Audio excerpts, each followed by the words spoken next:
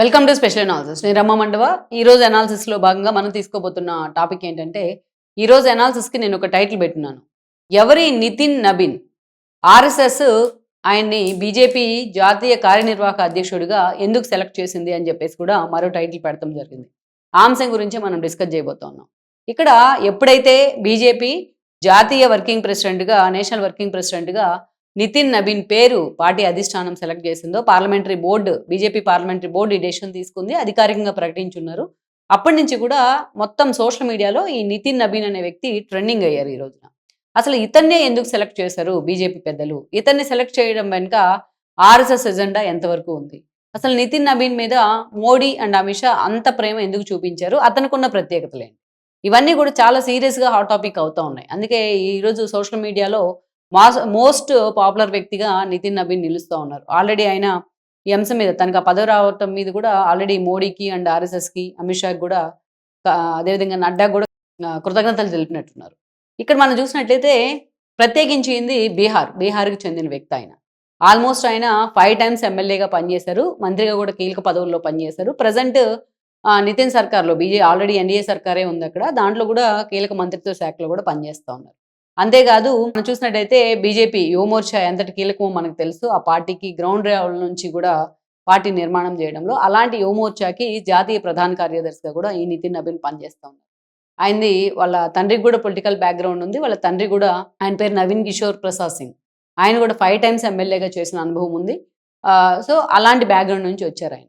ఇంకోటి అక్కడ కాయస్థ అనే కమ్యూనిటీకి చెందిన వ్యక్తి. ఇక్కడ బీహార్లో కాయస్థ కమ్యూనిటీ అంటే మైనారిటీలు వాళ్ళంతా కూడా. సో అలాంటి కమ్యూనిటీకి చెందిన వ్యక్తిని ఈ రోజున ఎవరు ఊహించని విధంగా అందరి అంచనాలు పటాపంచలు చేస్తూ ఈరోజు బీజేపీ అధిష్టానం అతన్ని సెలెక్ట్ చేయడం జరిగింది. చాలా మంది పేర్లు తెర మీదకి వచ్చాయి. ఆల్మోస్ట్ ఒక 10 మంది పేర్లు వినిపించాయి వర్కింగ్ ప్రెసిడెంట్గా అనేసి.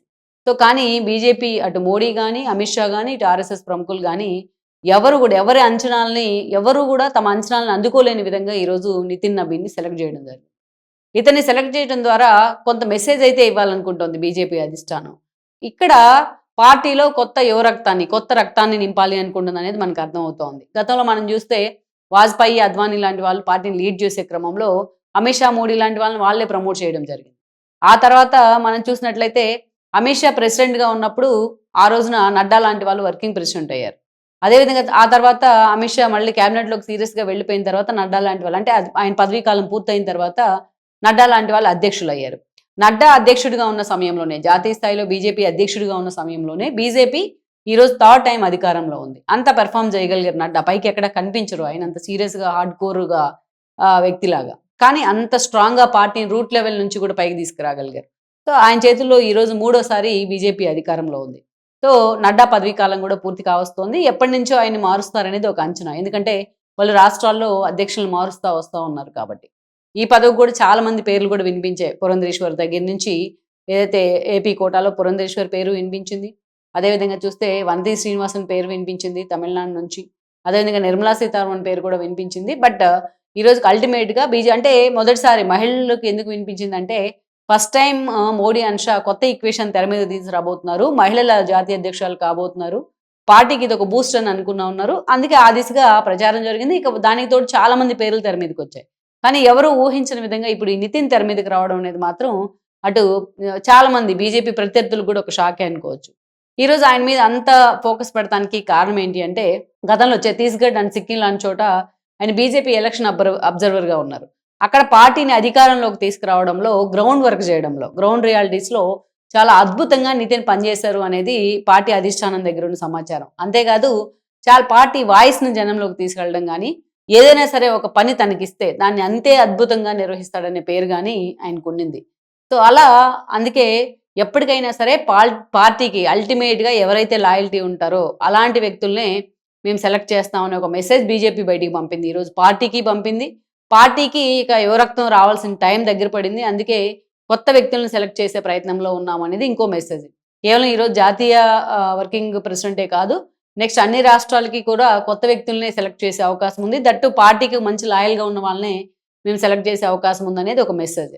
దట్ ఇంకొక కీలకమైన అంశం ఏంటంటే, ఇందాక ఆల్రెడీ నేను చెప్పినట్టు ఈయన కాయస్థ కమ్యూనిటీ. బీహార్లో కాయస్థ కమ్యూనిటీ అనేది మైనారిటీ. సో మాకు వర్కింగ్ ప్రెసిడెంట్స్ గానో సెలెక్ట్ చేసే క్రమంలో మేము ఎలాంటి కులాలకో కుల మతాలకో మేము లొంగం, వాటన్నిటికీ కూడా బీజేపీ అతీతం అని చెప్పేది ఒక ప్రయత్నం ఇక్కడ.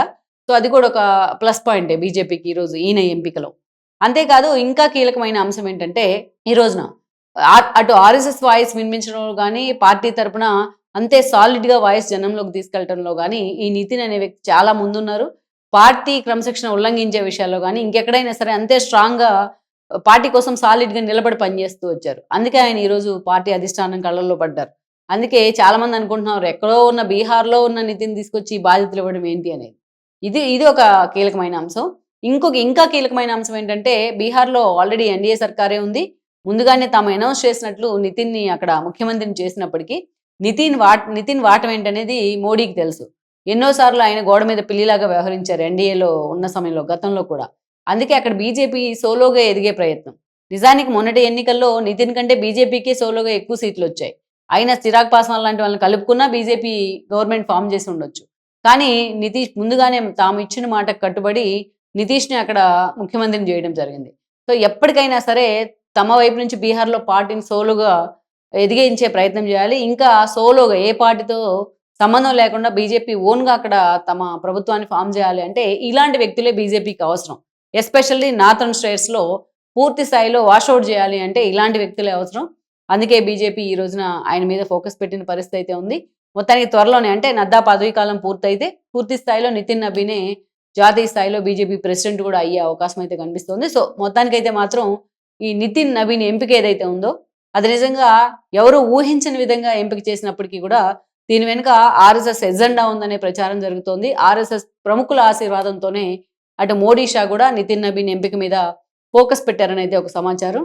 సో మొత్తానికైతే మాత్రం ఈ ఎంపిక అయితే మాత్రం బీజేపీ అటు ప్రముఖుల్లోనే కాదు రాష్ట్రాల వారీగా బీజేపీ సీనియర్ నేతల్లో కూడా చాలా చర్చనీయాంశం అవుతాం. Please share, like and subscribe R24 Telugu YouTube channel.